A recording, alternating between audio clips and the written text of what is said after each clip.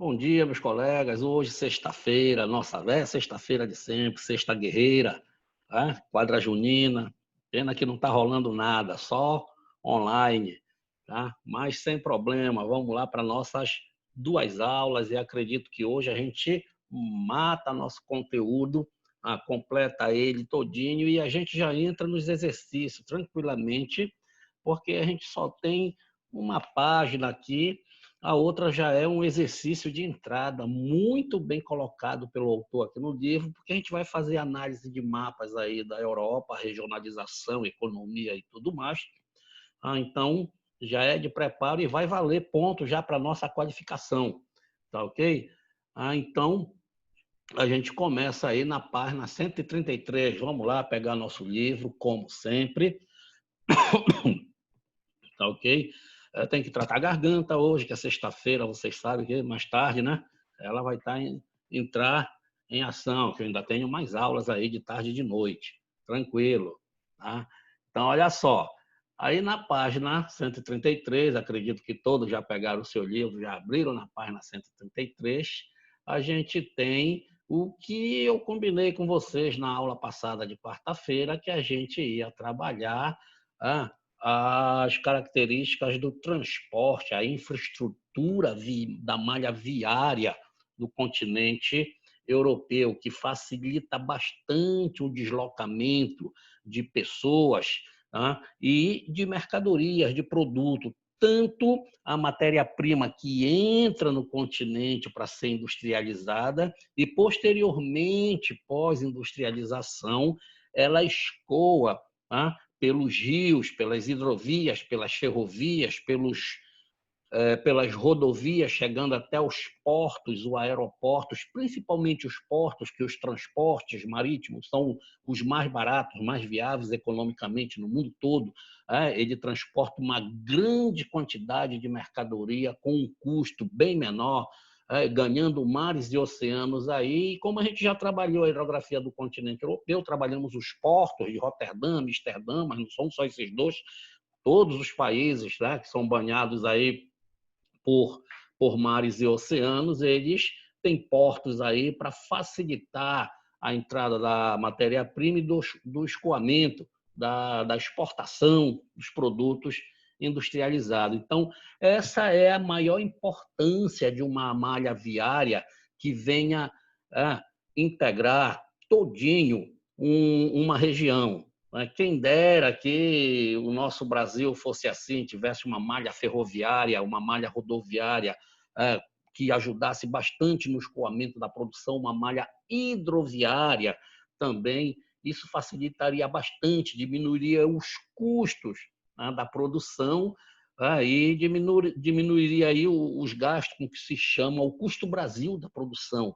Produzir no Brasil é barato. O que prejudica o Brasil é fazer o produto chegar até um porto, né, com toda a sua integridade da produção. O que se perde de grãos no transporte do centro-oeste, por exemplo, do Brasil, até chegar num porto, como no porto em Santarém, como o Porto de Santos, o Porto de Paranaguá, o Porto de Tubarão, então o Porto de Santos.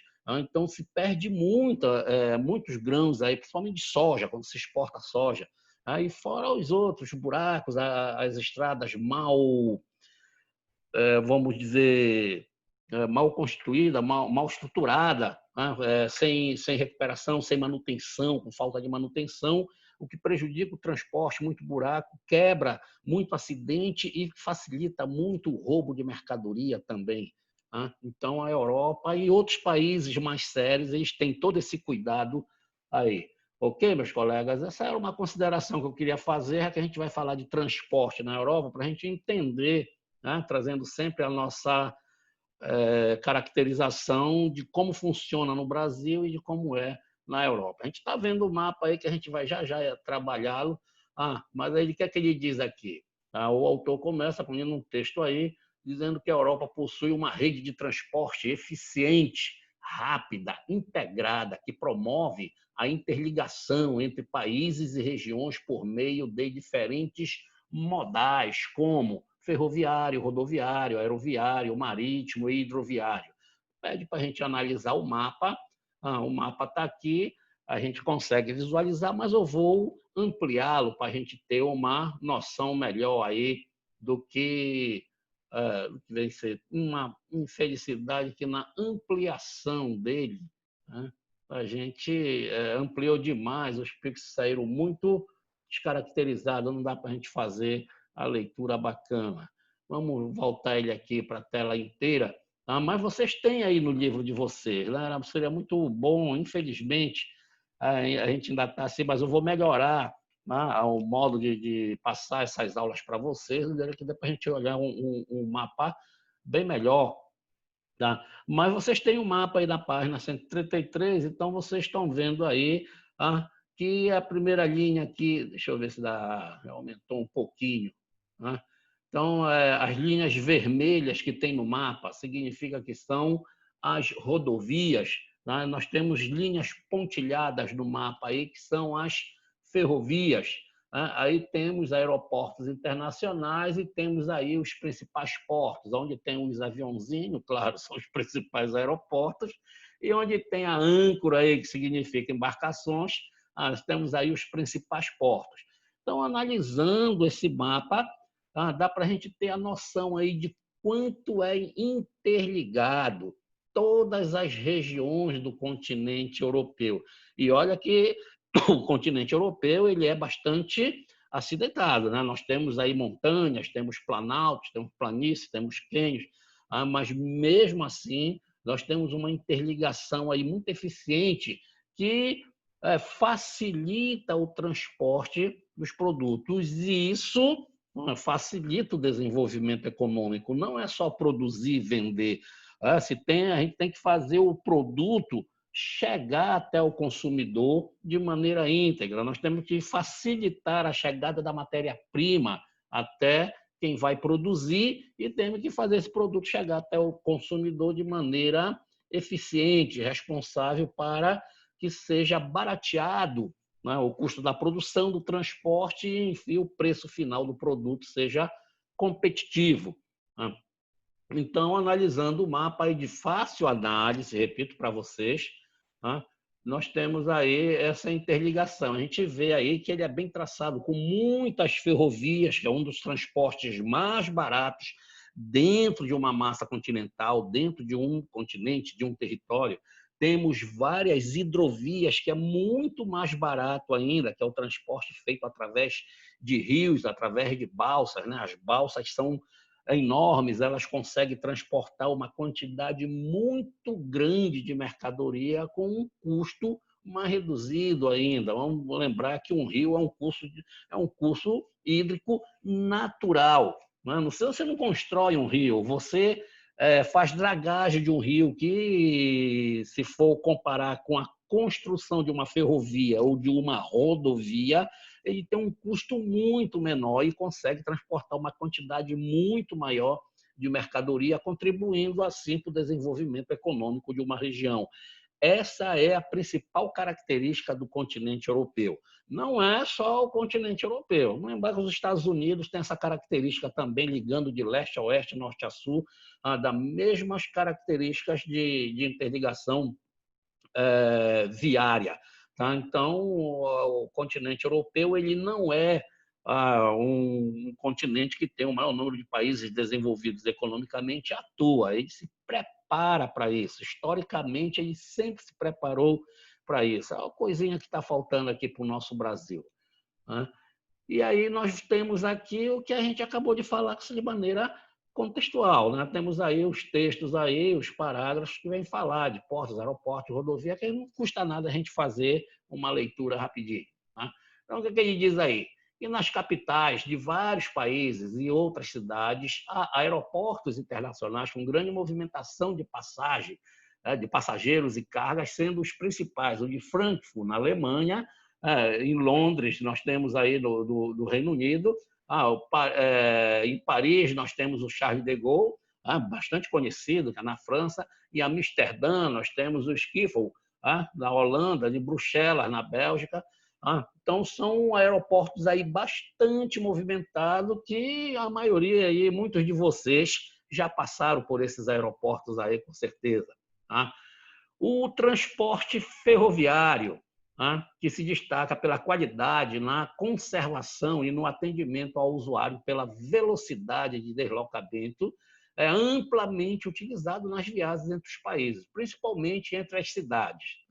Então, são os trem-balas aí, existem lá, e trem de carga também, eles são bastante eficientes, dando qualidade desse transporte, barateando o custo do frete, o que vai incidir no custo final do produto, fazendo o produto ter competitividade no mercado, até no mercado interno e principalmente no mercado externo, no mercado mundial. E daí diz aí que 2 destaques do transporte ferroviário europeu são os trens de grande velocidade, o TGV, que a gente já falou aqui, e grandes e modernos túneis, como o Eurotúnel. O Eurotúnel dispensa comentário, a gente já até falou no primeiro bimestre aí, do Eurotúnel, que é um túnel que faz a ligação por baixo do Canal da Mancha, né? Então é muita tecnologia aplicada. Existem alguns vídeos aí que a gente vai ver na revisão. Eu vou passar alguns vídeos aí para a gente ver, inclusive, o Eurotúnel. Então nós temos ali passagem de trens, de metrô, de carretas, de ônibus, tudo passa, de automóvel, tudo passa. Vai fazer uma ligação do continente europeu para as ilhas britânicas, onde fica o Reino Unido. Então liga Londres até Paris, na França. É claro que depois que acessa o país, acessa o continente, você vai pegar rodovias aí, mas é chamado aí o Eurotúnel aí, que liga os 2 países, liga as 2 capitais. Ok? Com relação a hidrovias, o transporte feito através dos rios, também são muito importantes para o transporte de pessoas e mercadorias entre cidades para os principais portos europeus, com destaque aí para Roterdã, na Holanda, tem o de Amsterdã também, sendo que o de Roterdã é o maior da Europa e o 5º do mundo em volume de mercadoria. Nós temos na Antuérpia, também na Bélgica, temos em Hamburgo, na Alemanha, vários rios foram adaptados para facilitar a navegabilidade de diversos canais, foram construídos, permitindo a comunicação entre eles, como eu falei para você, fazer a canalização dos rios, as dragagens, os canais, se altera o nível dos rios para possibilitar a navegabilidade dele. Então, tudo isso facilita o transporte de mercadoria, e que você sabe, quanto maior a circulação de mercadoria, maior a circulação de capital. Quanto maior a circulação de capital, maior o desenvolvimento econômico para uma região. Então, é isso que caracteriza aí, ok, o continente europeu com relação ao transporte. Deu uma analisada bacana no mapa, vocês vão ver aí as principais cidades, e esse é o nosso último assunto do nosso conteúdo, ok? Qualquer dúvida nas revisões e no exercício comentado, que a gente vai começar, inclusive, aqui, a gente vai tirar todas essas dúvidas daí. Então, vamos passar aí para a página 134, 135. Eu vou dar um tempo aqui, que a gente já vai para 14 minutos de gravação. Eu vou cortar essa primeira parte da nossa aula. A nossa segunda aula, a gente volta com o exercício. Tranquilo, meus colegas? Vamos tomar uma água aí, depois a gente volta.